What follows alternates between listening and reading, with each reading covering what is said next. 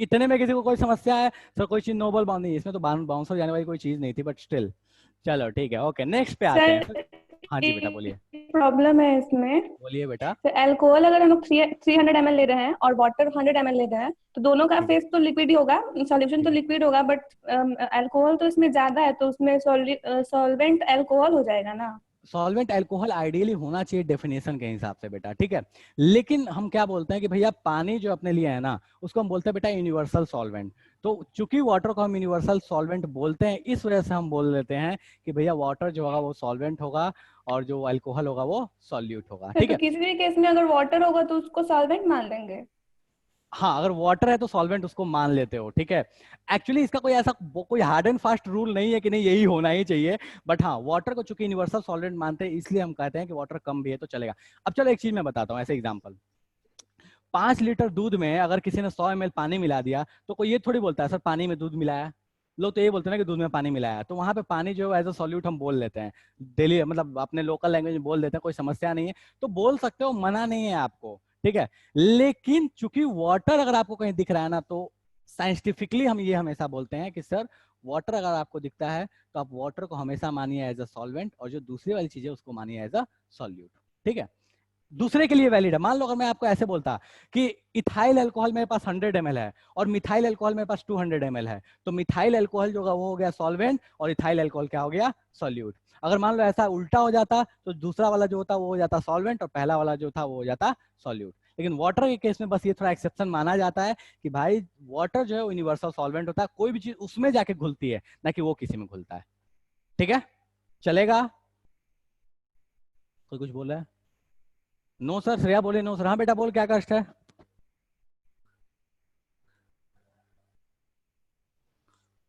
नहीं मुझे तो नहीं लगता इसमें कोई कष्ट होना चाहिए, पर स्टिल मैं पूछ रहा हूँ किसी को कोई कष्ट है? नहीं सर, लेखिका बोले सर कोई कष्ट नहीं है, ठीक है। तो यहां तक हो गया सॉल्यूट और सॉल्वेंट के बारे में, ठीक है। अब चूंकि मैंने ये जब बताया है तो मैंने एक चीज यहाँ पे यूज किया है कि सेम फेज, ठीक है। अब इस सेम फेज का इंप्लीमेंटेशन क्या है, ठीक है। मुझे ये बताओ कि सॉल्यूशन का फेज क्या होना चाहिए, सॉलिड होना चाहिए, लिक्विड होना चाहिए, गैस होना चाहिए, या कुछ भी हो सकता है? सर कुछ भी हो सकता है। हमको बचपन में कभी ऐसा नहीं बोला गया था कि सॉल्यूशन जो बनेगा उसका कोई फेज डिफाइंड है कि यही होना ही चाहिए, नहीं ऐसा कोई जरूरी नहीं है। सॉलिड सॉलिड भी मिलकर सॉल्यूशन बना सकता है, सॉलिड लिक्विड भी मिलकर सॉल्यूशन बना सकता है, लिक्विड लिक्विड भी मिलकर सॉल्यूशन बना सकता है, गैस गैस भी मिलकर सॉल्यूशन बना सकता है। तो हम थोड़ा सा उस पर बात कर लेते हैं कि कौन कौन सॉल्यूशन पॉसिबल है। फटाफट इसका स्क्रीनशॉट ले लीजिए। थोड़ा सा मेरा आलस वाला काम है, बट ठीक है फिर भी ले लो। चलो मैं वैसे ये दे दूंगा, नोट्स दे दूंगा, उसके लिए परेशान नहीं होना। लेकिन मेरी राइटिंग चूंकि बहुत अच्छी है तो मैं चाहता नहीं हूँ कि आपको ज्यादा परेशानी हो। चलो ओके, तो अपन बात कर लेते हैं थोड़ा सा फेज पे, ओके। अब एग्जाम्पल्स में बात करते हैं। तो सर अपने को पता है कि अल्कोहल को अगर आपने वाटर में मिलाया तो सॉल्यूशन बन जाएगा। मतलब ये क्या है, लिक्विड लिक्विड मिला तो सॉल्यूशन बन जाएगा, ठीक है। अगर मैंने NaCl को वाटर में मिलाया तो भी सॉल्यूशन बन जाएगा। मतलब देखा जाए तो सॉलिड लिक्विड मिला तो भी सॉल्यूशन बनता है, ठीक है। अगर मैंने नाइट्रोजन गैस को ऑक्सीजन गैस को मिला दिया है तो भी सॉल्यूशन बनता है। हमारे नेचर में देखो, हमारे इन्वायरमेंट एटमॉस्फेयर में देखो, सारे गैसेज अवेलेबल रहते हैं, नाइट्रोजन। और कोई बोल सकता है सर रिएक्शन करवा दो ना इनके बीच, तो बेटा नाइट्रोजन ऑक्सीजन के बीच में इतना आसानी से रिएक्शन नहीं होता। हमारे इन्वायरमेंट में बहुत सारे नाइट्रोजन ऑक्सीजन है, ठीक है।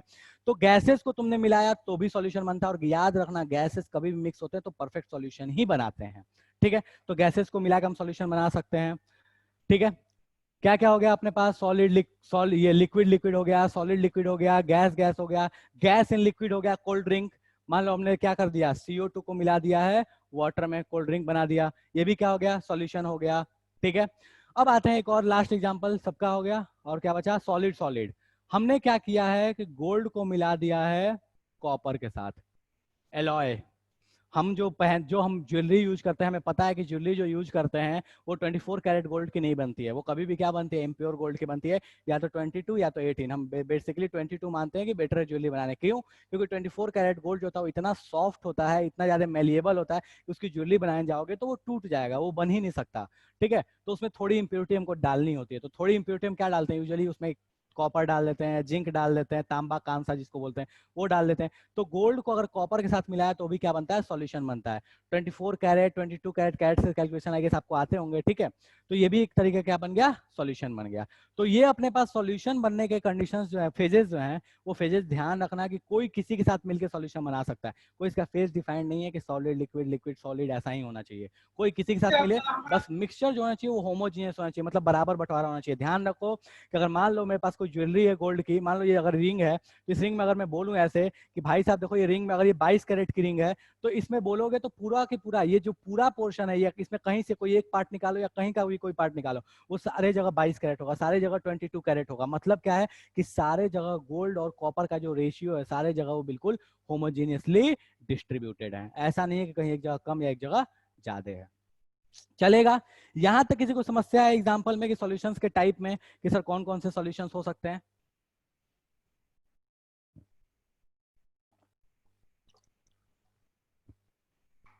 निखिल बोल रहा है दौड़ेगा सर।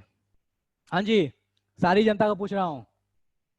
नहीं सर, यहाँ तक तो कोई समस्या अपने को नहीं है कि सॉल्यूशन तो अपने को समझ में आ गया कि सर सॉल्यूशन होता क्या क्या है और किस किस तरह के सॉल्यूशन हो सकते हैं, ठीक है। अब हम आते हैं क्वालिटी ऑफ सॉल्यूशन पे, ठीक है। नेक्स्ट है अपना क्वालिटी ऑफ सॉल्यूशन।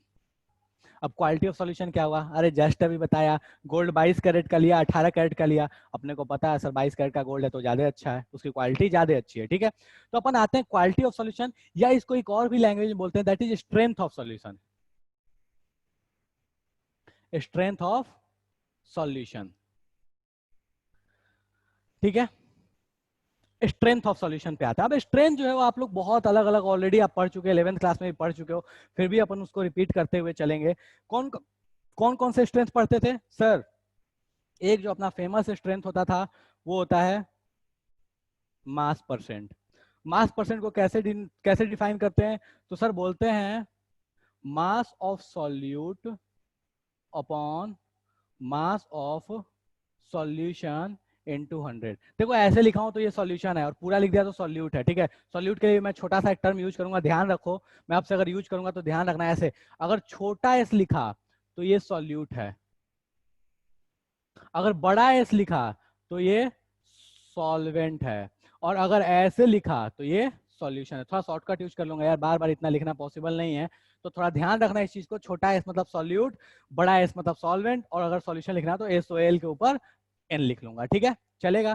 तो हम पढ़ते थे सर मास परसेंट। मास परसेंट क्या होता है? तो mass of solute upon mass of solution into 100, ठीक है। अगर मान लो मेरे को बोला गया कि भाई साहब बताइए, अगर आपने 10 ग्राम, एग्जाम्पल एक करते चलते हैं, चलो एग्जाम्पल करते चलो, वरना बोलोगे सर पता नहीं क्या ही हो गया, बिल्कुल फर्जी सा एग्जाम्पल है, 10th क्लास में पढ़ते थे। अगर अपने को बोला गया है कि 10 ग्राम ऑफ NaCl इसको मिक्स कर दिया गया है 90 ग्राम ऑफ H2O में, तो बताओ मास परसेंट कितना होगा? फटाफट बताओ तो मास परसेंट कितना होगा? क्या सर फर्जी सा क्वेश्चन देते हो आप भी, लेकिन कोई बात नहीं, फर्जी सा बट चल कर लेंगे। हाँ, गलती किया किसी ने? सालू ने तो नहीं, कौन कौन कौन है ये? प्रत्युष। इस 10 बाय ये, छोड़ो रुक जा। कौन कौन है 10/9 देने वाला आंसर?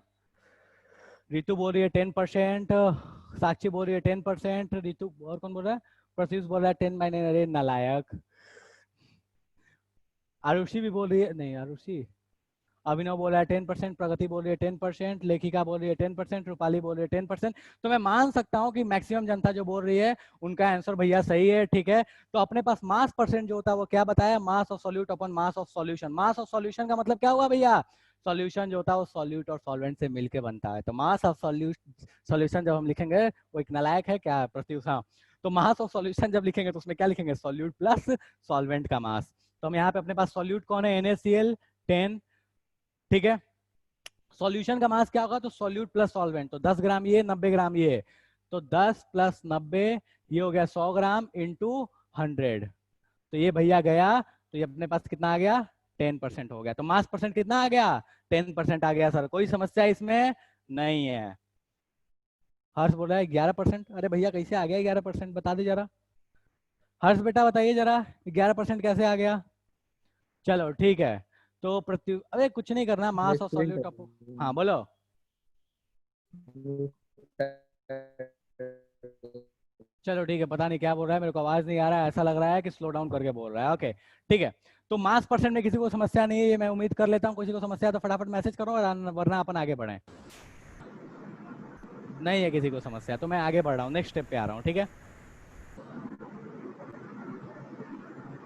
भाई, किसी का ऑडियो ऑन गलती से रह गया, ऑफ कर लो। ठीक है, चलो सेकंड पे आते हैं। सेकंड अपने पास है वॉल्यूम परसेंट। वॉल्यूम परसेंट क्या बोलता है? अरे वही कहानी है यार, कुछ भी अलग नहीं है। इस अब की बार क्या लिखेंगे? Volume of solute upon volume of solution into 100। ठीक है, volume of solute upon volume of solution into 100, मतलब अपने पास जितना भी सॉल्यूट का वॉल्यूम ले लो, उसको सॉल्यूशन के वॉल्यूम से डिवाइड कर दो, इनटू 100 कर दो। ठीक है, एग्जांपल के तौर पर कर लेते हैं एग्जांपल। तो अपने को एक एग्जांपल दे दिया गया कि भाई साहब आपके पास 20 ml ऑफ CH3CH2OH है, इसको बोलते हैं इथाइल अल्कोहल या इथानॉल। ठीक है, इसको मिक्स किया गया है, बिल्कुल आसान सा एग्जांपल दे रहा हूँ यार, ताकि तुमको सॉल्व करने में दिक्कत ना हो। ये मत बोलना सर गणित लगाने में बहुत मेहनत करना पड़ रहा है। ठीक है, 20 ml ऑफ CH3CH2OH दिया गया है, और अगर आपके पास जो वाटर दिया गया है, वो वाटर दिया गया है आपके पास 80 ml। ठीक है, तो पूछा गया है कि भाई साहब बताइए वॉल्यूम परसेंट क्या होगा इस सॉल्यूशन का। फटाफट बताइए बेटा, वॉल्यूम परसेंट इस सॉल्यूशन का क्या होगा? हाँ देखो, धड़ाधड़ आंसर आ रहा है। 20 20 20 20 सब 20 20 खेल गए। ठीक है, तो अपने को पता है कि भैया आंसर क्या आएगा। तो अपने पास आंसर आने वाला है volume of solute upon volume of solution into 100। फर्जी सा कहानी है, वॉल्यूम ऑफ सॉल्यूट कितना हो गया 20, सॉल्यूशन का वॉल्यूम कितना हो गया, तो सर सॉल्यूट और सॉल्वेंट को जोड़ दो ना, क्या कष्ट, अपने को तो पता है सॉल्यूशन होता क्या है।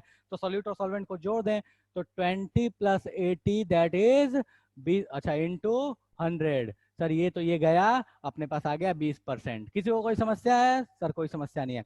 यूनिट पे बात कर लें तो बेटा यूनिट एक चीज ध्यान रखना, जो यहाँ जो काम की बात है वो यूनिट पे ध्यान रखना कि ऊपर और नीचे जो भी तुमने लिया है इन दोनों की यूनिट सेम होनी चाहिए। मतलब अगर वॉल्यूम ml में लिया है तो दोनों ml में लिखो, लीटर में लिया है तो दोनों लीटर में लिखो, किलो लीटर में दिया है किलो लीटर में लिखो, गैलन में लिया है गैलन में लिखो, जिसमें लिया है जिसमें भी लोगे तुम यूनिट ऊपर और नीचे वाला सेम होना चाहिए। पिछले वाले में भी कहानी सेम थी कि यूनिट्स ऊपर और नीचे बिल्कुल क्या होनी चाहिए, सेम होनी चाहिए। कोई समस्या अभी तक किसी को?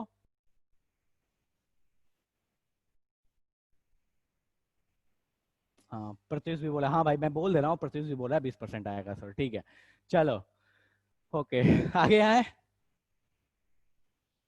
आगे आए। हाँ जी सर, कोई समस्या नहीं है। तो ये अपने पास हो गया वी पर वॉल्यूम परसेंट हो गया। ठीक है, कोई ये पूछ सकता है सर इसकी यूनिट क्या होती है? तो बेटा परसेंटेज की कोई यूनिट नहीं होती। जैसे कल मार्क्स आया है तो मार्क्स में ये नहीं बताया जाता कि उसका यूनिट क्या है, बस इतना परसेंट होता है, तो परसेंट है तो इसलिए यूनिट बात नहीं करते। एक और चीज है, बहुत बार तुम देखोगे तो क्वेश्चंस ऐसे भी मिलेंगे जहां पे परसेंटेज के बजाय फ्रैक्शन बोलेगा, बोलेगा वॉल्यूम फ्रैक्शन या मास फ्रैक्शन।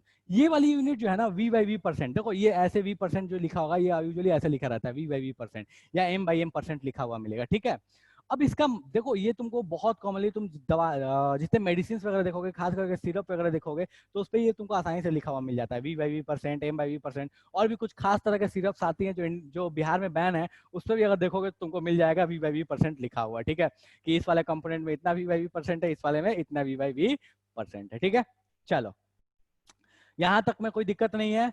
हाँ वॉल्यूम परसेंट या मास पर वॉल्यूम फ्रैक्शन या मास फ्रैक्शन कभी आ गया तो ध्यान रखना बस कि उसमें 100 से मल्टीप्लाई नहीं करना है, बस ये इतना सा कहीं फर्क है। तुमको बोल दिया कि वॉल्यूम फ्रैक्शन इतना है या मास फ्रैक्शन इतना है, तो उसमें कुछ नहीं करना, बस ये जो 100 से मल्टीप्लाई किए थे 100 से मल्टीप्लाई मत करना, मतलब volume of solute upon volume of solution हो जाएगा, या mass of solute upon mass of solution हो जाएगा, जो पिछले वाला केस में था। ठीक है चलेगा? किसी को कोई समस्या है? सर क्या फर्जी सी चीजों में समस्या होगा? ठीक है, तो अपने पास दो चीजें हो गई हैं, वॉल्यूम परसेंट मास परसेंट हो चुका है। अपन तीसरी स्ट्रेंथ की कैटेगरी पे आते हैं, और तीसरी जो अपने पास कैटेगरी है वो कैटेगरी है मास बाय वॉल्यूम परसेंट। ठीक है, मास बाय वॉल्यूम परसेंट क्या बोलता है? तो मास बाय वॉल्यूम परसेंट बोलता है कि भाई साहब आप ऊपर में ले लो मास ऑफ सॉल्यूट, नीचे में ले लो वॉल्यूम ऑफ सॉल्यूशन, गुणा कर दो 100 से, आपका खेल खत्म हो गया। ठीक है, mass of solute upon volume of solution into 100। ठीक है, एग्जांपल के तौर पर हम एक बात कर लेते हैं कि एग्जांपल अपने को दे दिया गया है, और एग्जांपल कुछ ऐसा है, बिल्कुल आसान सा एग्जांपल ले रहे हैं यार। 15 ग्राम ऑफ सुक्रोज, चलो शुगर ही लिख लेता हूँ, सुक्रोज लिखूंगा तो आधे बोलेंगे सर पता नहीं क्या ही चाहते हो। 15 gram of sugar mixed and form 100 ml of solution. ठीक है, यहाँ फॉर्म लिख देता हूँ, फॉर्म्स।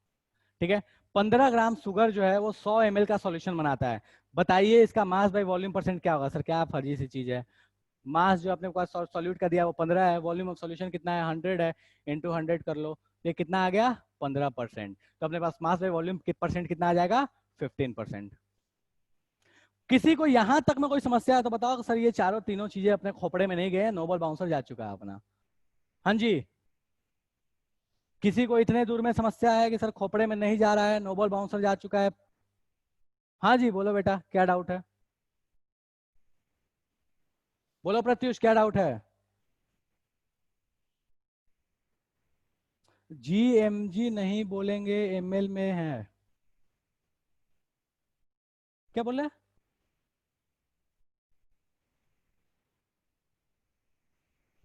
एक सेकंड रुक जाओ, क्या बोल रहे हो? हाँ सर, किसी को समझ क्या बोल रहा है? सर सिरप का नाम बताइए बिहार में जो बैन है। ठीक है, उस सिरप का नाम है बेटा इथानॉल। ठीक है, जो बिहार में बैन है। ओके, अब इथानॉल के बहुत सारे आते हैं, बहुत सारे ब्रांड्स आते हैं, वो ब्रांड्स आप चेक कर सकते हो। ठीक है, उसको एक कॉमनली जो उसका साइंटिफिक नेम है उसका इथानॉल नाम है। ठीक है, चलो इसको मैं मिटाता हूँ, यहाँ तक में कोई समस्या मुझे नहीं लगता किसी को है, तो इसको मिटाते हैं और अपन आगे बढ़ते हैं। ठीक है, कोई ऐसा तो नहीं है ना कि इतने में कोई चीज बाउंसर वाउंसर चली गई हो? सर पता नहीं क्या ही आप पढ़ा रहे हो, ये क्या है? मेरे को लगता तो नहीं है, उम्मीद तो नहीं है, पर स्टिल मैं पूछ रहा हूँ। ओके ठीक है, चलो नेक्स्ट पे आते हैं। चलो मास बाय वॉल्यूम हो गया, मास बाय मास हो गया, वॉल्यूम बाय वॉल्यूम हो गया। नेक्स्ट आते हैं जो आप क्लास 11th में भी पढ़ चुके हो, बहुत बार पढ़ चुके हो, बहुत तबाही मचाया था स्टार्ट में, बट बाद में हम उसके हैबिचुएटेड हो चुके थे। ठीक है, अपने पास एक टर्म होता था, 3 हो गया, तो अपने पास चौथा है, और चौथा है अपने पास मोलैरिटी। मोलैरिटी क्या है सर? क्या फर्जी सी चीज है, 10,000 बार पढ़ चुके हैं, शुरू शुरू में कष्ट होता था बस अपने को। तो ये होता है moles of solute upon volume of solution in litres. Moles of solute upon volume of solution in litre. ठीक है, एग्जांपल के तौर पर एक कर लेते हैं एग्जांपल, दिख रहा है? ओके, तो अपने पास एक एग्जांपल है, 58.5 ग्राम ऑफ NaCl डिजॉल्व्ड, नहीं दिख रहा है? Dissolved to form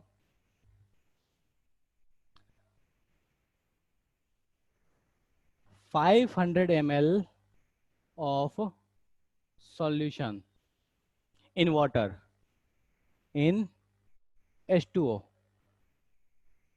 Find molarity। 58.5 gram NaCl को डिसॉल्व किया गया है, 58.5 ग्राम NaCl को डिसॉल्व किया गया है 500 ml सॉल्यूशन, 500 ml पानी का अमाउंट इसमें नहीं दिया है। ठीक है, बस वो बोला गया कि पानी में मिलाया गया है, और मिलाने के बाद जो फाइनल सॉल्यूशन बना है वो बना है आपके पास 500 ml। बताइए इस सॉल्यूशन की मोलैरिटी कितनी होगी? फटाफट बताइए बेटा, इसकी मोलैरिटी कितनी होगी?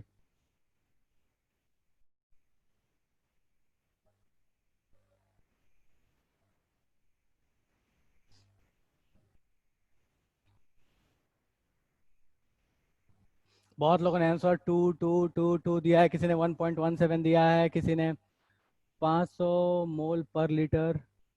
हर्ष बोल रहा है 500 मोल पर लीटर। क्या है, मोलैरिटी का फॉर्मूला सीधे लगाना है, कोई समस्या ही नहीं है अपने को तो इसमें। बहुत ऐसे लोग होंगे जिनको मोल्स का फॉर्मूला नहीं आता, तो भैया मैं मोल्स का फॉर्मूला यहाँ बता दे रहा हूँ। ठीक है, अगर किसी को याद नहीं हो, भूल चुका है बाय द वे, तो याद रखो मोल्स का फॉर्मूला क्या होता है, गिवन मास बाय मोलर मास। अब ये सॉल्यूट है, सॉल्यूट का मोलर मास क्या होगा, NaCl का मोलर मास क्या होगा, वो जोड़ लो, तुम लगा लो यहाँ पे।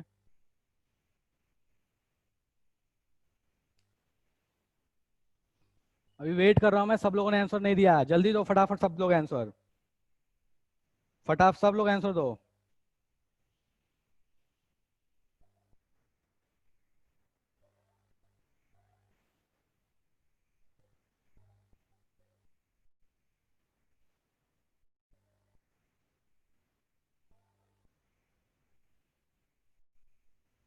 2 चलो ठीक है। ओके, तो मैक्सिमम लोगों ने आंसर दे दिया तो मैं मान लेता हूँ, चलो ठीक है। ओके, तो मैं यहाँ बगल में सॉल्व करके लिख देता हूँ। चलो मोल्स पहले निकाल लेते हैं। मोल्स क्या होगा sir? Mass by molar mass. Mass कितना दिया है? 58.5। 58.5 मोलर मास कितना होगा? तो सर हमको पता है कि सोडियम का एटॉमिक मास जो होता है वो ऑन एन एवरेज 22.9 लेते हैं। 22.9 का मतलब हुआ कि 23 लेते हैं, ठीक है। एवरेज पे 23 लेते हैं, ठीक है। तो 23 हो गया इसका, इसका हो गया 35.5 सर, अपने को तो याद ही है, ठीक है। तो 23 प्लस 35.5 सर इतना ही आ गया, तो 58.5 हो गया। ये कट कुटा के कितना हो गया? 1 मोल। तो अपने पास मोल्स कितने आ गए? 1 मोल। वॉल्यूम अपने पास कितना है? तो sir volume of solution litre में चाहिए, हमने कितने किस में लिया है? ml में लिया है। तो मैं वॉल्यूम ऑफ सॉल्यूशन जो बोलूंगा वो कितना बोलूंगा? लीटर में अगर मैं बात करूं तो 500 ml डिवाइड बाई 1000 लीटर में आ गया। ये कितना आ गया? 1/2 लीटर। तो अपने पास जो फाइनल मोलरिटी आई वो कितनी आ गई भैया? 1/1/2, मतलब कितना आ गया? 2 मोलर। किसी को कोई समस्या है इसमें?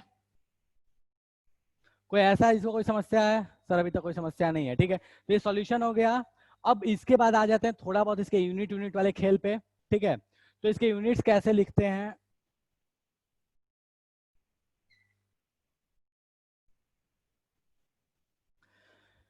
इसका जो यूनिट होता है वो बहुत अलग अलग तरीके से, बहुत बहुत सारे हैं, तुम कैसे भी लिखो कोई समझ। मोलर भी लिखते हैं, सिर्फ कैपिटल एम भी लिखते हैं, मोल्स पर यूनिट लीटर भी लिखते हैं, ठीक है। Molar, M, moles per unit litre लिखते हैं, ठीक है। और एक चीज जो कॉमनली याद रखना, इसके बारे में खासियत है, commonly used as term concentration. मतलब क्या हुआ कि अगर आपको किसी सॉल्यूशन का कॉन्सेंट्रेशन बोल दिया है, ठीक है, कॉमनली अगर कॉन्सेंट्रेशन बोल दिया है तो हम ये मान के चलते हैं कि कॉन्सेंट्रेशन का मतलब क्या होता है? मोलैरिटी होता है, मोल्स पर लीटर होता है। ये कॉन्सेंट्रेशन हो सकता है कि गैस में भी बोल दे, लिक्विड में भी बोल दे, कभी भी बोले। तो कॉन्सेंट्रेशन कॉमनली जो यूज करते हैं, हालांकि सारे ही कॉन्सेंट्रेशन टर्म है, ध्यान रखना, सारे जितने भी पढ़े और जितने पढ़ोगे सारे कॉन्सेंट्रेशन टर्म्स होते हैं, बावजूद इसके हम कॉमनली इसको बोलते हैं कि भैया ये कॉन्सेंट्रेशन है, ठीक है। कॉमनली हम मोलैरिटी के लिए कॉन्सेंट्रेशन वर्ड यूज कर लेते हैं। कोई समस्या अभी तक किसी को? कोई ऐसा है जिसको मोलैरिटी निकालने में समस्या आ रही हो? सर अभी तक तो कोई समस्या नहीं है, ठीक है। तो अपन इसको आगे बढ़ते हैं,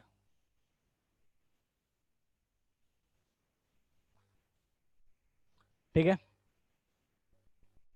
नेक्स्ट पे आते हैं, फिफ्थ पे, नॉर्मेलिटी, ठीक है। नॉर्मेलिटी क्या चीज होता है? सर नॉर्मेलिटी क्या होता है? Gram equivalent divided by gram equivalent of solute divide by volume of solution in litres, ठीक है। ऐसा नहीं याद रहे, ये पता नहीं गंदा सा फॉर्मूला क्या लिख दिया मास्टर जी ने, तो इसको तुम ऐसे भी लिख सकते हो, एन फैक्टर इनटू मोलैरिटी। ये दोनों ही फॉर्मूला है, दोनों का मतलब भी सेम ही है, कोई अलग नहीं है। इसको एक और भी टर्म में डिफाइन करते हैं, जिनको रेडॉक्स अच्छे से याद होगा वो एन फैक्ट, छोड़ो रहने दो, हटाओ, इतना पे जा ही नहीं रहा मैं। हाँ, इतना पे काम हो जाएगा अपना, ठीक है। ओके, किसी को कोई समस्या है? मैं बस इतना बता रहा था, ग्राम इक्विवेलेंट को तुम ऐसे भी लिख सकते हो, mass upon equivalent weight divide by volume of solution, ये भी बोल सकते हो, ठीक है। ओके, यहां तक इसमें किसी को समस्या है? नहीं सर, कोई समस्या नहीं। तो एक एग्जांपल कर लेते हैं फटाफट, एक एग्जांपल करते हैं। एग्जांपल क्या है? 98 ग्राम H2SO4 mixed with water to form 2 litre of solution. मैं पूरा लैंग्वेज नहीं लिख रहा, मैं शॉर्ट में लिख दे रहा हूँ। 98 gram of H2SO4 mixed with water. यार मैं लिख रहा हूँ सीधे, इसमें कुछ ज्यादा ही टेढ़ा दिखता है, लगता है कैमरा टेढ़ा है, चलो ठीक है, एनीवे ओके। तो 98 gram of water, 98 gram of H2SO4 is mixed with water to form 2 litre solution, ठीक है। 2 लीटर सॉल्यूशन बनाया। बताइए इस सॉल्यूशन की नॉर्मेलिटी कितनी होगी? फटाफट बेटा बताइए कि नॉर्मेलिटी इसकी क्या होगी। जिनको जिनको H2SO4 का एन फैक्टर नहीं पता, मैं बता दे रहा हूँ, एन फैक्टर ऑफ H2SO4 2 होता है, 2 ही होता है एन फैक्टर, ठीक है, क्योंकि वो 2H प्लस लूज कर सकता है, ठीक है। फटाफट बताइए इसकी नॉर्मेलिटी क्या होगी।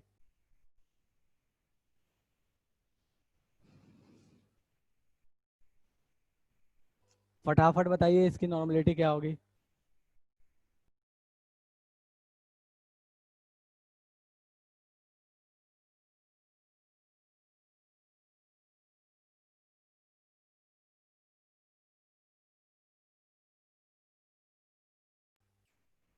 हाँ जी फटाफट बताइए नॉर्मलिटी क्या होगी।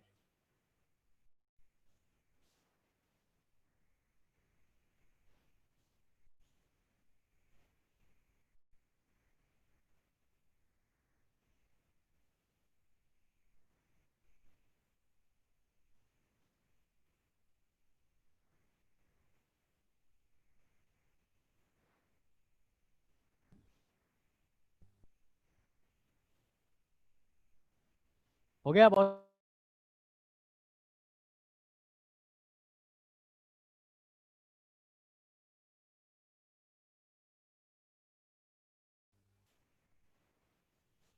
ठीक है चलेगा, बहुत लोगों ने सॉल्व कर लिया। रुचिका बोल रही है 1, रजिया बोल रही है 1/2, दिलवर बोल रहा है 2, शिवानी बोल रही है 1। ओके कौन, माधव, मिताली माधव बोल रही है 1 बेटा, सुरभि बोल रही है 1, प्रगति बोल रही है 1, श्रेया बोल रही है 1, लेखिका बोल रही है 1। चलो ठीक है, तो अपने पास नॉर्मलिटी निकालना है अपन। ये चाहे तो ये फॉर्मूला लगा ले, चाहे तो ये भी लगा सकते हो, कोई बात नहीं, मैं ये लगा रहा हूँ, ज्यादा आसान है। मोलरिटी अपने पास कितना होगा, तो सर पहले इसके मोल्स निकालो। मोल्स कितने आएंगे अपने पास, तो मास बाई मोलर मास। मास इसका कितना दिया है 98, मोलर मास इसका कितना होता है, तो सर हाइड्रोजन का 1, सल्फर का 2, सल्फर का 32, ऑक्सीजन का 16, तो इसके हिसाब से कैलकुलेट करो तो 2 + 32 + 64, तो ये कितना हो गया अपने पास 98। तो 98 मास, मोलर मास भी 98, तो मोल्स कितने आ गए 1। मोल्स 1 आ गए। इसमें कोई ऐसा है जिसको खोपड़ी में नहीं गया कि मोल्स कैसे 1 आ गए? कोई ऐसा है जो ये बोलना चाहता है सर मोल्स पता नहीं 1 कैसे आ गए, जादू कर दिया आपने तो कुछ। केमिस्ट्री में ऐसे थोड़ी होता है, जहां देखो वही जादू होते रहता है।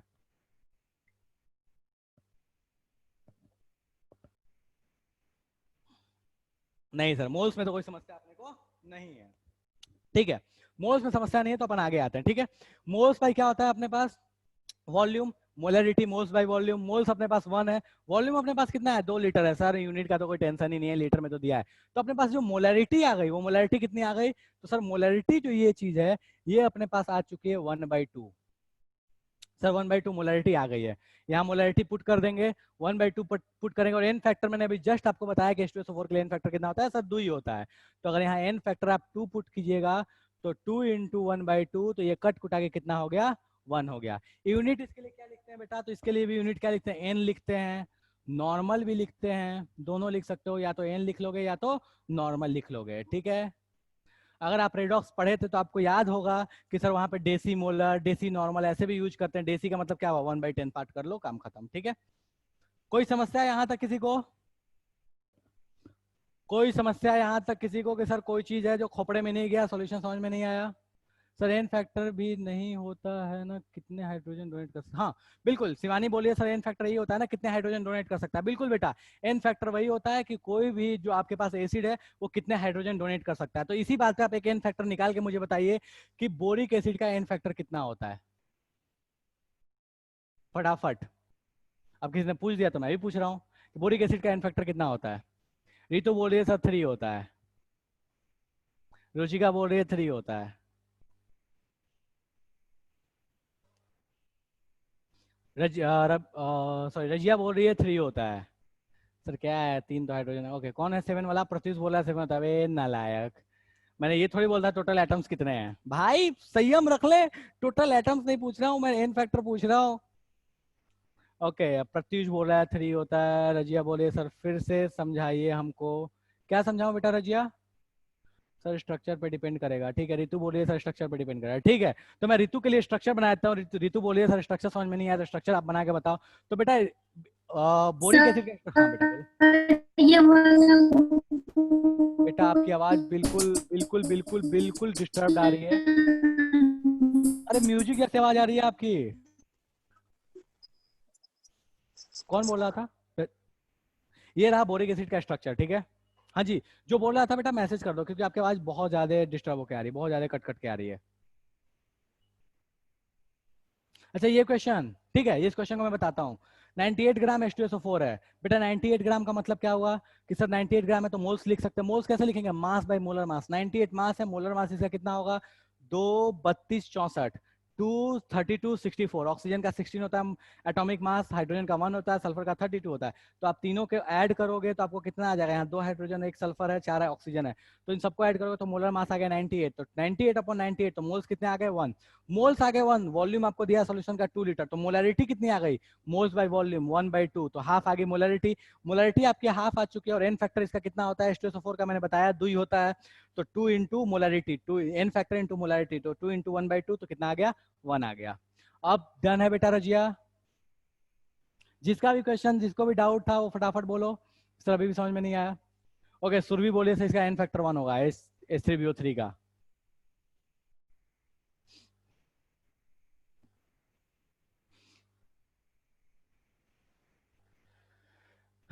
चलो ठीक है, तो H3BO3 का एन फैक्टर बिल्कुल 1 ही होता है। क्यों होता है, क्योंकि ये एक्चुअल में H+ डोनेट नहीं करता, ये एक्चुअल में क्या करता है कि वाटर से H2O से H2O का जो ऑक्सीजन लोन पेयर हुआ के अपना इसको लोन पेयर डोनेट करता है और यहाँ से एक H+ जो है वो बाहर हो जाता है, ठीक है।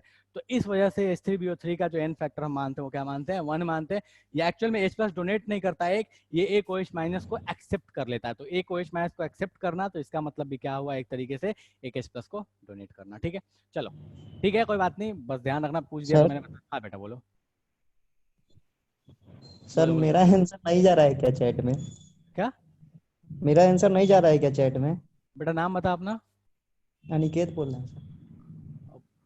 यार देख मैंने कुछ नहीं किया, मेरे को नहीं पता सर क्या हुआ। ये तो सर कितना आंसर दिए हैं सर, 5-6 आंसर लिखे हैं सर, देखिए ना आप ऊपर करके। अच्छा ठीक है कोई बात नहीं, मैं देख लेता हूँ, ठीक है, हो सकता है बहुत लोग का हो यार, मैं हो सकता है ध्यान में नहीं आया हो, कोई बात नहीं।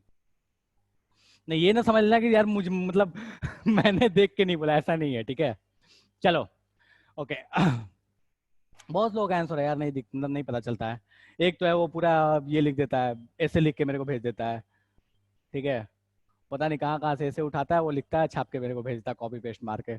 चलो ठीक है, तो अपने पास यहाँ तक हो गई मोलारिटी वाली, नॉर्मेलिटी वाली चीज की नॉर्मेलिटी क्या होता है बेटा, इसी तरह की एक चीज होती है फॉर्मेलिटी, काइंड ऑफ मोलारिटी होता है, समझ लो मोलारिटी था एक्चुअल में NaCl के जो लिखा था वो एक्चुअल में फॉर्मेलिटी था, बट ठीक है बात वही है, ओके।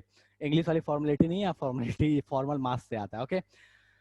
ये हो गया अपने पास कॉन्सेंट्रेशन टर्म जो काम काम के थे, ठीक है। इसके बाद आते हैं नेक्स्ट वन, इसमें जो सबसे इंटरेस्टिंग है उसके बारे में सबसे अंतिम में चर्चा करेंगे।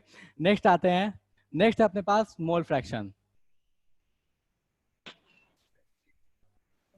मोल फ्रैक्शन क्या होता है, तो देखो मोल फ्रैक्शन क्या चीज है, मोल फ्रैक्शन बोलते हैं moles of solute upon moles of solute plus moles of solvent, ठीक है। Moles of solute upon moles of solute plus moles of solvent. अब कोई ये बोल सकता है सर अभी तक तो आप एक चीज लिखते आ रहे थे नीचे में, volume of solution, mass of solution, यहाँ भी तो सॉल्यूट प्लस सॉल्वेंट ही है, इसको मोल्स ऑफ सॉल्यूशन लिख, इसको मोल्स ऑफ सॉल्यूशन लिख दो ना, सॉल्यूट और सॉल्वेंट क्यों लिख रहे हो। तो बेटा मोल्स निकालने के लिए अगर मान लो कि मैंने मिलाया है दो गैसेज को, H2 गैस को मिला दिया और मान लो मैंने मिला दिया है हीलियम गैस को, हाइड्रोजन और हीलियम को मिला दिया, तो दोनों के लिए चूंकि हमको पता है कि दोनों का मोलर मास अलग अलग होता है, तो इसलिए दोनों का अगर तुम मोल्स निकालना चाहोगे तो मोल्स भी जो निकलेगा वो अलग अलग निकलेगा। आप ये नहीं बोल सकते कि सर दोनों को ऐड कर, चल दोनों का मास अगर ऐड कर दिया तो फिर मोलर मास क्या लेके आओगे, तो डायरेक्टली आप सॉल्यूशन का मोल्स निकाल नहीं सकते, तो आपको क्या करना पड़ेगा, दोनों के इंडिविजुअली मोल्स निकालने पड़ेंगे, सॉल्यूट के और सॉल्वेंट के। किसी को कोई समस्या है। अब चूंकि अपन गैसेस के लिए बात करते हैं तो सॉल्यूट सॉल्वेंट ना भी लिखो तो कोई दिक्कत नहीं है, यहाँ ABC भी लिख के अपन काम चला लेते हैं, ठीक है। एक एग्जाम्पल के तौर पर देख लेते हैं, एक एग्जाम्पल है अपने पास, उसी को ले लेते हैं जो साइड में मैंने लिखा है उसी को ले लेते हैं। अगर मान लो कि मेरे पास हाइड्रोजन गैस जो है ये मेरे पास है 4 ग्राम, और हीलियम गैस जो है ये भी है मेरे पास 4 ग्राम, और पूछा है बताइए मोल फ्रैक्शन पूछा है, मोल फ्रैक्शन को डिनोट करते बेटा x से, हाइड्रोजन का मोल फ्रैक्शन पूछा है। देखो अब यहाँ कोई बोल सकता है ना सर सॉल्यूट सॉल्वेंट की कहानी क्या है, तो देखो सॉल्यूट सॉल्वेंट की कहानी ऐसी है ना कि जिसका मोल फ्रैक्शन पूछा है ना उसको ये मार, उसको ऊपर में रख लो और नीचे में क्या करो सबके मोल्स लिख लो। तो मोल फ्रैक्शन ऑफ मैंने हाइड्रोजन बोला तो क्या करोगे, moles of hydrogen upon moles of hydrogen plus moles of helium. फटाफट सॉल्व करो बेटा इसको, क्या आएगा आंसर,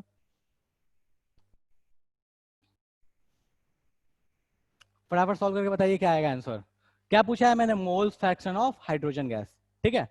ध्यान रखना कि यहाँ सॉल्यूट सॉल्वेंट लिखा है जो हमने, अब मोल फ्रैक्शन में होता क्या है कि हम अपने हिसाब से ले लेते हैं यार, जिसको हम बोलेंगे मेरा मोल फ्रैक्शन में किसी एक को ले लूंगा किसी दूसरे को ले लूंगा, वो मेरी मर्जी है, ठीक है।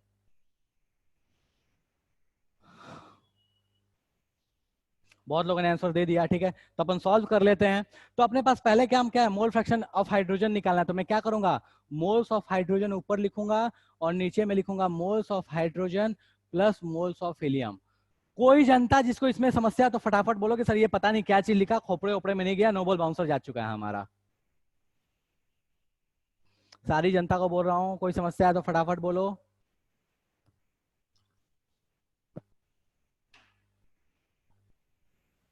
रुचि बोली सर कोई डाउट नहीं है। मैं सबको बोल रहा हूँ, किसी को कोई समस्या है इसमें? नहीं सर कोई समस्या अपने को नहीं है, ठीक है। मोल्स ऑफ हाइड्रोजन पे बात करते हैं। तो मोल्स ऑफ हाइड्रोजन अपने पास क्या आ जाएगा, तो सर 4 ग्राम है। 4 ग्राम है तो इसका मोल्स क्या आएगा, मास बाय मोलर मास। मोलर मास इसका हाइड्रोजन का कितना होता है, तो सर हाइड्रोजन का मोलर मास जो होता है वो 2 होगा, ठीक है। तो 4 डिवाइड बाई 2, तो अपने पास इसके मोल्स कितने आ गए, तो सर इसके मोल्स आ गए 2 मोल, ठीक है। हीलियम के मास कितने आएंगे, तो सर हीलियम के मोल्स कितने आएंगे, तो सर मोलर मास इसका कितना होता है 4 होता है, मास भी कितना दिया है 4, तो इसके मोल्स कितने आ गए 1 आ गए, ठीक है। तो हीलियम के मोल्स कितने आ चुके हैं, सर 1 आ चुका है। तो अपने पुट करते हैं इसमें वैल्यूज फटाफट। तो 2 divide by 1 plus, sorry 2 divide by 2 plus 1, तो कितना आ गया 2/3। मोल फ्रैक्शन ऑफ हाइड्रोजन कितना आ गया, 2/3 आ गया। कोई ऐसा है जिसको लगा हो कि सर इसमें जादू हो गया है, खोपड़े ओपड़े में नहीं गया है, फटाफट बता दो कि सर खोपड़े में नहीं गया है, तो अपन इस पे बात करेंगे वरना आगे बढ़ेंगे। सारी जनता को बोल रहा हूँ, कोई जादू हो गया है इसमें तो फटाफट बोलो कि सर जादू हो गया, समझ में नहीं आया, तो अपन बात करें वरना इस पे आगे बढ़े। देख लो आराम से, इसको प्रेम से देखो, और कोई समस्या हो तो फटाफट बोलो। देखो आराम से इसको, कोई ऐसा है जिसको मोल फ्रैक्शन समझ में नहीं आया तो जल्दी देखो।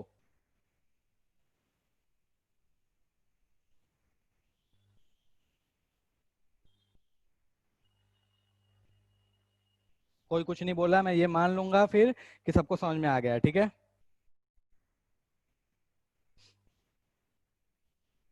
चलो ठीक है, मैं ये मान ही लेता हूँ कि सबको समझ में आ गया, ठीक है। तो ये अपने पास हो गया मोल फ्रैक्शन से रिलेटेड चीज कि भैया मोल फ्रैक्शन अपने पास होता गया है, ठीक है। नेक्स्ट आते हैं। अब इसमें एक बहुत खासियत है, उस पर थोड़ा सा बात कर लेते हैं मोल फ्रैक्शन से रिलेटेड। इसकी यूनिट क्या होगी, सर कोई यूनिट नहीं होती है, यूनिटलेस क्वांटिटी है मोल फ्रैक्शन, ठीक है।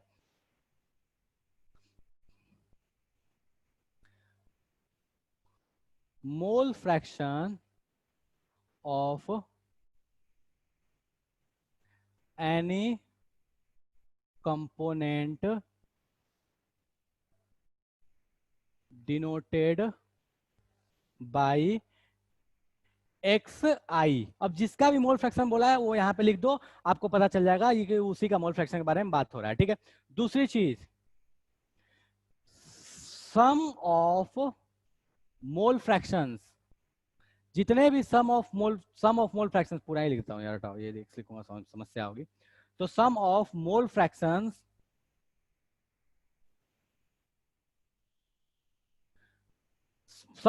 फ्रैक्शंस ये हमेशा ही होता है 1, ये याद रखना। किसी भी सॉल्यूशन में किसी भी मिक्सचर में जितने भी कंपोनेंट हैं उन सबके मोल फ्रैक्शन का सम करोगे तो हमेशा कितना होगा, 1 होगा। इसको जस्ट हम अभी पिछले वाले एग्जांपल में अप्लाई करके देख लेते हैं, ठीक है। मोल फ्रैक्शन हमेशा क्या होगा, 1 होगा। चलो पिछले वाले क्वेश्चन में मोल फ्रैक्शन ऑफ हाइड्रोजन कितना आया था, सर अपने को आया था 2/3। मोल फ्रैक्शन ऑफ हीलियम कितना आएगा, सर एक काम करते हैं मोल्स ऑफ हीलियम लिखते हैं। मोल्स ऑफ हीलियम कितना होगा, तो सर मोल्स ऑफ हीलियम था 1, और नीचे में क्या लिखेंगे, टोटल मोल्स, तो 2 + 1 कितना हो गया 1/3। तो मोल फ्रैक्शन ऑफ हीलियम था 1/3, मोल फ्रैक्शन ऑफ हाइड्रोजन कितना आएगा 2/3। नहीं दिख रहा है तो मैं इस कैमरे को थोड़ा सा ऊपर करता हूँ, सर समस्या हो रही है, नहीं दिख रहा है, रुक जाओ, ठीक है। तो मोल फ्रैक्शन ऑफ हाइड्रोजन जो है वो 2/3 है, मोल फ्रैक्शन ऑफ हीलियम जो है 1/3 है। दोनों का तुम सम करोगे, mole fraction of He plus mole fraction of H2 will be 1, जोड़ के देख लो। मतलब क्या हुआ कि जितने भी कंपोनेंट आपके सॉल्यूशन में होंगे उन सबका मोल फ्रैक्शन का जो सम होगा वो हमेशा क्या रहेगा, 1 रहेगा। किसी को कोई समस्या है, सारी जनता को पूछ रहा हूँ, किसी को? और ये नहीं है कि सिर्फ गैसेज में ये रूल वैलिड है, नहीं भैया, ये नियम हर जगह वैलिड है, हर जगह बिल्कुल बराबर रहेगा कि मोल फ्रैक्शन का जो सम होता है वो हमेशा क्या होता है, 1 होता है। मतलब क्या हुआ कि एक किसी का मोल फ्रैक्शन अगर तुमको पता है तो तुम दूसरा आसानी से निकाल सकते हो। मुझे यहाँ हाइड्रोजन पता होता तो मैं सीधे 1 से माइनस कर लेता, दोबारा कैलकुलेट करने नहीं जाता। हाँ जी, अनिकेत बाबू आपका आंसर आ रहा है, बिल्कुल कोई दिक्कत नहीं है, ठीक है। कोई समस्या यहाँ तक? मोल फ्रैक्शन निकालने में किसी को समस्या है तो फटाफट बताओ कि सर समस्या है, खोपड़े में नहीं जा रहा है, आप आगे मत बढ़ो, इसको पहले डिफाइन कर दो, फिर अपन आगे जाएंगे। कोई समस्या यहाँ तक में? कोई समस्या नहीं है भैया यहाँ तक में?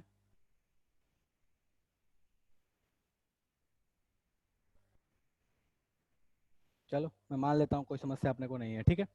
ओके, नेक्स्ट आते हैं।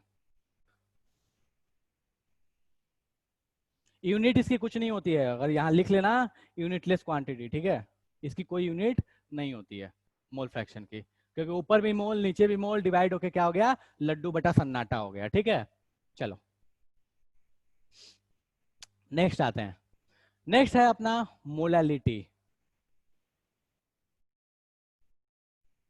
अब ये ध्यान रखना, मोलालिटी मैंने पहला लेटर जो है वो स्मॉल एम लिखा है, ठीक है। तो आपसे हमेशा ध्यान रखना, मोलालिटी कभी भी आएगा तो उसमें स्मॉल एम आएगा।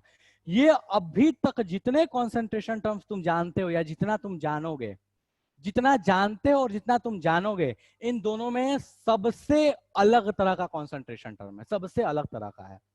क्यों अलग है मैं इसके बारे में बताता हूं कि एक्चुअल में क्यों अलग है। बट ये ध्यान रखना कि सबसे अलग है जितने अभी तक पढ़ते आ रहे हो। कहें भैया ऐसा क्या खास बात है इसमें, देखें जरा। तो मोलालिटी बोलता है कि मोल्स ऑफ सॉल्यूट, सर क्या है ये, तो नॉर्मलिटी में भी था, सॉरी मोलालिटी में भी था, moles of solute divided by mass of solvent in KG. इसको हटा दे रहा हूं मैं, ब्रैकेट क्यों लगा दिया मैंने, ठीक है। क्यों अलग है बेटा, अभी तक जितने कॉन्सेंट्रेशन टर्म्स पढ़े उसमें कहीं ना कहीं नीचे में सॉल्यूशन आता था, कुछ भी हो, चाहे मास परसेंट हो, वॉल्यूम परसेंट हो, मोलारिटी हो, नॉर्मलिटी हो, हर जगह नीचे में ना सॉल्यूशन आता था। सॉल्यूशन के बारे में इवन मोल फ्रैक्शन में भी ना moles of solute plus moles of solvent होता था, तो ले दे के सॉल्यूशन ही बन गया। ये अकेला ऐसा कॉन्सेंट्रेशन टर्म है जो कि सॉल्यूट और सॉल्वेंट को रिलेट करता है, ना कि सॉल्यूट और सॉल्यूशन को रिलेट करता है। ये अकेला ऐसा कॉन्सेंट्रेशन टर्म है जो सॉल्यूट और सॉल्वेंट को रिलेट करता है, सॉल्यूट और सॉल्यूशन को रिलेट नहीं करता। ध्यान रखना, mass of solvent in KG, ये बिल्कुल रट्टा मार के बैठ जाना कि मोलालिटी जो होता है वो होता है moles of solute upon mass of solvent in KG, ठीक है। यूनिट इसकी क्या होती है, तो सर इसकी यूनिट जो होती है वो स्मॉल एम लिखते हैं, मोलल लिखते हैं, MOLL, ठीक है। तो मोलल लिखते हैं इसकी यूनिट, ठीक है। मोल्स निकालने आता है तो कोई दिक्कत नहीं है। एक और भी चीज लिखते हैं, वही लिखते हैं, ठीक है, मोल पर केजी, ये भी लिखते हैं, ठीक है। सेम कहानी यहां से, मोल पर केजी। तो मोला एम से भी लिखते हैं, मोलल भी लिखते हैं, मोल पर केजी भी लिखते हैं। तो कहीं भी आपको ये तीनों दिख जाए तो आपको आंख बंद करके समझ लेना ये किसके बारे में चर्चा हो रही है, सर मोलालिटी के बारे में चर्चा हो रही है। स्पेशलिटी इसकी हमेशा ध्यान रहेगी, सर इसकी स्पेशलिटी ये है कि moles of solute upon mass of solution होता है। एक एग्जांपल सिंपल सा करते हैं और इसके बाद इसमें एक बहुत अच्छा फॉर्मूला भी होता है, उसके बारे में भी डिस्कस करेंगे, लेकिन पहले एक एग्जांपल करते हैं छोटा सा, ठीक है। चलो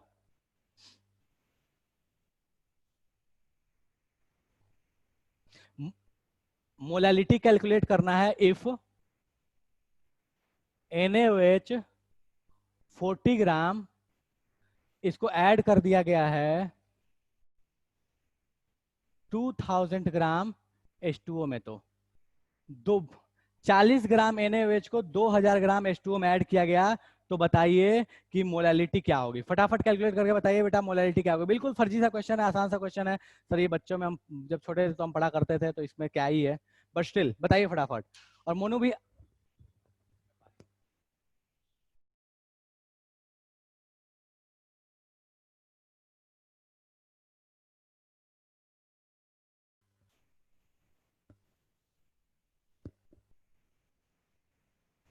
फटाफट इसको सॉल्व कीजिए फटाफट। रितु बोल रही है सर 1/2, प्रगति बोल रही है 5 मोलल। बिल्कुल आसान सा है यार, ऐसे टाइम नहीं लगना चाहिए, बहुत टाइम लग रहा है, ऐसे टाइम थोड़ी लगना चाहिए।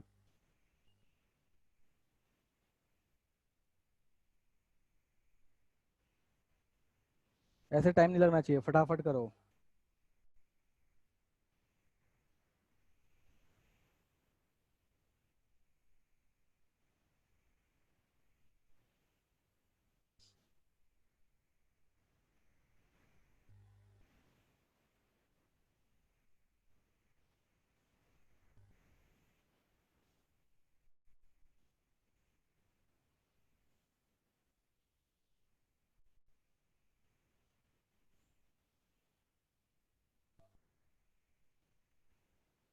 हो गया। चलो बहुत लोगों ने, लेखिका बोली है 0.2, सौरभ बोल रहा है 1/2, आदित्य बोल रहा है 5। ठीक है भैया, सॉल्व करते हैं इसको।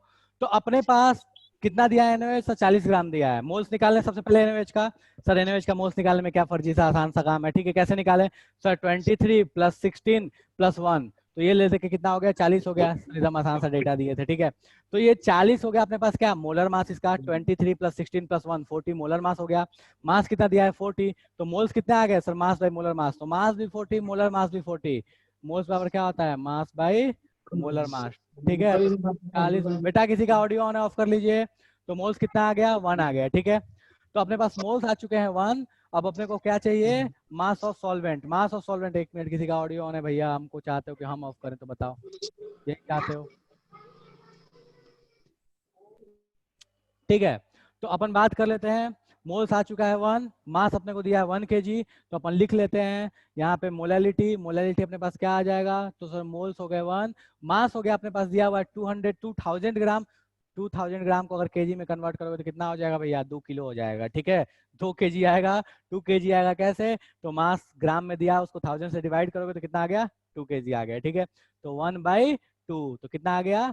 ले दे के 0.5 या 1/2 मोलल। किसी को कोई समस्या है इसमें?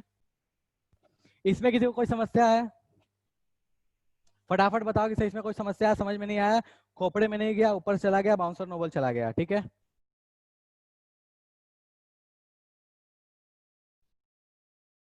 नहीं है किसी को कोई समस्या? नहीं है, कोई कुछ नहीं बोला, मतलब मैं मान लेता हूँ किसी को कोई समस्या नहीं है। चलो ठीक है, ओके, मिटा रहा हूँ इसको। अब देखो, इससे रिलेटेड एक बहुत इंटरेस्टिंग सा फॉर्मूला है, वो मैं फॉर्मूला डायरेक्टली लिखा दे रहा हूँ।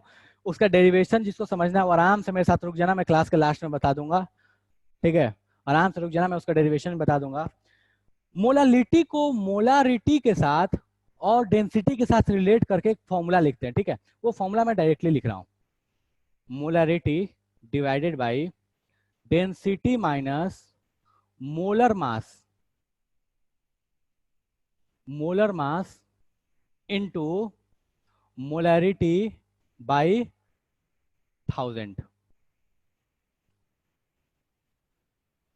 ठीक है, मोलालिटी का फॉर्मूला क्या है? मोलारिटी, m मोलारिटी है, रो डेंसिटी है। डेंसिटी जो होना चाहिए उसका यूनिट मैं लिख दे रहा हूं, ग्राम पर ml भी हो सकता है और kg पर लीटर भी हो सकता है। दोनों का मतलब दोनों ही हो सकता है, दोनों में से कुछ भी यूज करोगे तो कोई कष्ट नहीं है।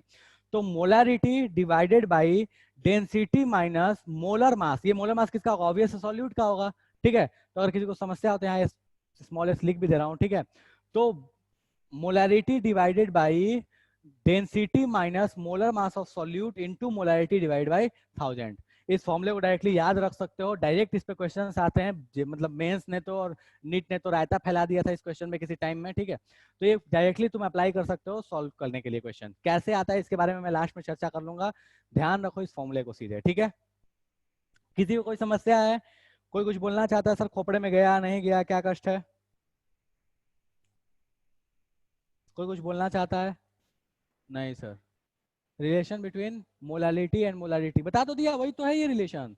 मोलालिटी मोलारिटी बता तो दिया, आप क्या चाहता है? मैं हट गया हूँ भाई, आराम से देख लो, किसी को समस्या तो फटाफट पूछ लो।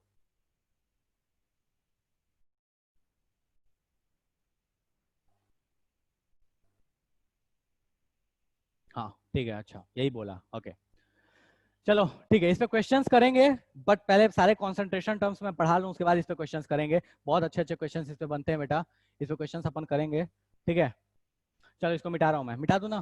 स्क्रीनशॉट वगैरह ले लेना जो भी है, इसको मैं मिटाता हूँ। बोर्ड बहुत साफ हो चुका है। यार मैं नंबर भूल गया, ये कौन सा कंसंट्रेशन टर्म था?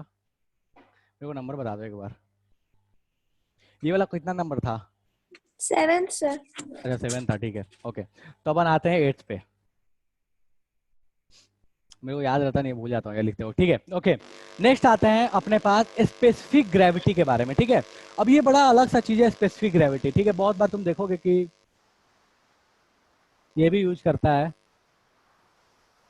Specific gravity. ठीक है, ये स्पेसिफिक ग्रेविटी क्या बोलता है? तो स्पेसिफिक ग्रेविटी क्या बोलता है? बोलता है कि डेंसिटी, किसी भी सब्सटेंस का डेंसिटी ले लो और उसको वाटर की डेंसिटी जो कि 4 डिग्री सेल्सियस पे होती है उससे डिवाइड मार दो, ठीक है। तो स्पेसिफिक ग्रेविटी क्या होता है, लिख दे रहा हूं मैं, density divided by density of substance, जिसका भी बोला है density of substance divided by density of water at 4 degree Celsius. ध्यान रखना, डायरेक्टली ध्यान रखो। अच्छा, स्पेसिफिक, फाइन, ठीक है। तो स्पेसिफिक ग्रेविटी ये क्या होता है? तो density of substance divided by density of water at 4 degree Celsius. अच्छा, एक और भी टर्म होता है बिल्कुल इसी तरीके का, जिसको बोलते हैं रिलेटिव ग्रेविटी, जिसको रिलेटिव ग्रेविटी बोला जाता है। ये वो 8 था, तो यहाँ पे मैं बगल में 9th लिख दे रहा हूँ, रिलेटिव ग्रेविटी, ठीक है।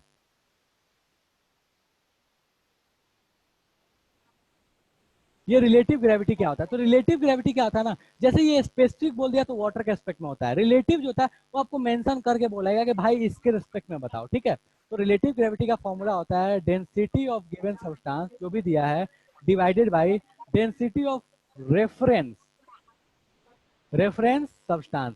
अब ये मैं लिखा दे रहा हूँ डायरेक्टली, कभी यूज आ गया तुम्हारे, कभी पूछ दिया तो इसको ध्यान रखना, ठीक है। कि स्पेसिफिक ग्रेविटी जो होता है वो होता है density of substance upon density of water at 4 degree Celsius, और रिलेटिव ग्रेविटी जो होता है वो होता है density of substance divided by density of that substance with which you want to get relative gravity, या फिर ऐसे बोलो डेंसिटी ऑफ रेफरेंस सब्सटेंस, ठीक है। डायरेक्ट फॉर्मूला लिख लो, कोई बहुत ज्यादा काम की चीज नहीं है, बट बहुत बार यूज आया है, एग्जाम में पूछ देता है, तो इसको डायरेक्टली ध्यान रखना, चलेगा। कोई ऐसा है जिसको कोई समस्या हो, सर खोपड़े में नहीं जा रहा है? और कोई ये बोल सकता है कि सर रिलेटिव ये डेंसिटी ऑफ वाटर क्या लेते हैं? बेटा डेंसिटी ऑफ वाटर जो होता है नॉर्मली 4 डिग्री सेल्सियस पे, वो अपन क्या मानते हैं, 1000 ग्राम पर लीटर। ऐसे बोलो कि 1 ग्राम पर सेंटीमीटर क्यूब, या 1 ग्राम पर सीसी, या 1 ग्राम पर ml, तीनों कहानी बिल्कुल सेम है। यहां तक में किसी को समस्या है तो बताओ कि सर खोपड़े में नहीं गया।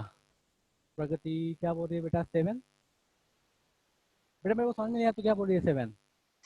सर वो आप पूछे थे ना वो पहले का। ओके ओके, ठीक है ठीक है, ओके। हाँ जी, किसी को समस्या है?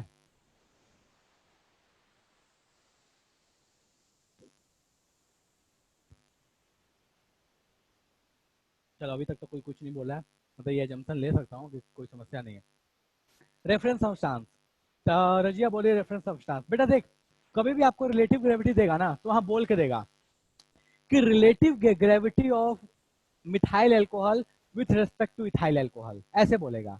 तो relative gravity of methyl alcohol with respect two ethyl alcohol का मतलब क्या हुआ कि ऊपर में रखो मिथाइल एल्कोहल और नीचे में डेंसिटी रख दो इथाइल एल्कोहल का, जिसके रिस्पेक्ट में बोला उसको नीचे और जिसका बोला उसका ऊपर, काम खत्म, चलेगा।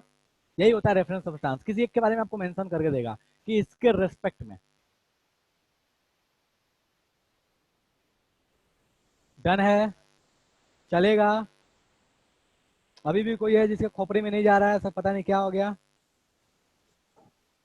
चलो ठीक है, ओके।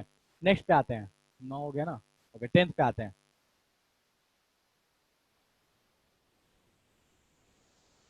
पीपीएम, ठीक है, पीपीएम पार्ट्स पर मिलियन इसको बोलते हैं। पढ़े, पहले ही पढ़े हो, पार्ट्स पर मिलियन, ठीक है, okay. Million is like 10 lakh, ठीक है। तो कुछ नहीं है, ये बिल्कुल वैसे ही जैसे परसेंटेज होता है ना, बिल्कुल उसी टाइप की चीज है, कुछ अलग नहीं है। परसेंटेज में जो अपन 100 जहां यूज करते हैं, यहाँ पे उसकी जगह पे मिलियन यूज करते हैं, मतलब 10⁶ यूज करते हैं, ठीक है। तो अपन लिख लेते हैं parts of solute divided by parts of solution into 10⁶। Parts of solute divided by parts of solution into 10⁶। यही है आपके पास। अब इसको अलग मतलब बड़े बड़े में देखोगे तो number of parts of solute divided parts of solution ऐसे लिखेगा, but simply parts of solute divided by parts of solution into 10⁶। यही होता है आपके पास पीपीएम, ठीक है। अगर मान लो आपको पीपीबी बोले तो बस वही है, जो नंबर ऑफ मिलियन ट्रिलियन जो भी है, पीपीटी बोले तो उसके हिसाब से यहाँ पे नंबर बस आप बदल सकते हो, ठीक है। कि जिसमें जितना भी नंबर होते हैं वो नंबर वहां पे चेंज कर दो, आपके पास वो चीज आ जाएगी। किसी को कोई समस्या है यहाँ तक में? सर एक बार फिर से समझा दीजिए। ओके, पीपीएम का मतलब होता है बेटा पार्ट्स ऑफ सॉल्यूट, की आपके पास सॉल्यूट कितने पार्ट्स है पर मिलियन सॉल्यूशन के। देखो मान लो अगर सॉल्यूशन के पार्टिकल्स मेरे पास जितने हैं वो 1 मिलियन ले लिया, तो उस 1 मिलियन में अपने पास सॉल्यूट के कितने पार्टिकल्स हैं उसी के बारे में बताता है ppm। शॉर्ट में मैं ये समझाता हूँ कि इसका मतलब क्या होता है, ठीक है। इसका न्यूमेरिकली कैसे लिखते हैं, तो parts of solute, number of parts of solute पूरा लिखोगे तो number of parts of solute divide by number of parts of solution into 10⁶ चलेगा।